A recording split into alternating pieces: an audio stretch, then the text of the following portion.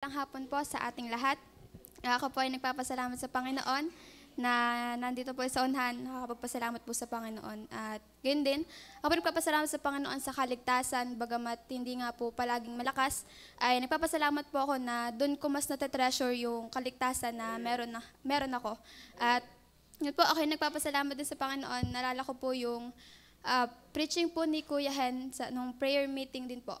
Yun po ay in my name, in thy name. Yun, habang pong nagpe-preach po si Kuya Hen, akin pong binubulay na yun din pong tanong din po ata ni Pastor or ni Kuya, hindi po ako sure, na hanggang saan o hanggang kailan mo kayang manindigan for the sake of His name. At yun po ay tumatak po sa akin na gaano nga makapangyarihan ang pangalan ng Panginoon pagdating sa ating buhay, Kristiyano. At ako po nagpapasalamat sa Panginoon na ako po ay hindi rin po okay na nitong nakaraang buwan kasi ako po ay yun, especially through rebuking po.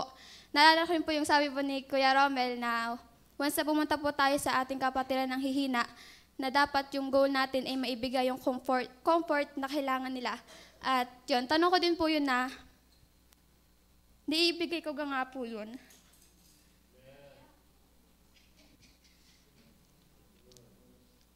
At yun po, ako po kasi nag-struggle din doon. Kasi po, parang kahit anong sabihin ko at kahit anong gawin ko ay parang wala pong nangyayari. So akin pong pinagpipray sa Panginoon na, yun nga po, kumilos po ang Panginoon kasi po masakit po sa akin na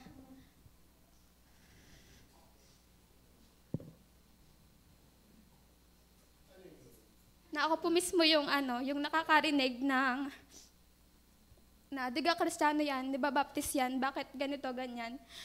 Masakit po yun para sa akin kasi hindi lang naman po dahil sa dala natin yung baptist, kundi yung pangalan po ng Panginoon. At nakakahiya po yun sa Panginoon.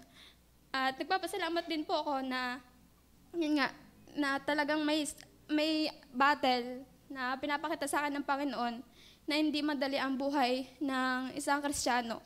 At yun, nagpapasalamat din po ako sa Panginoon sa amin pong sovereignty class na handle po ni Ate Bibe na nakakatuwa po na mas madaming nalalaman papatungkol sa Panginoon.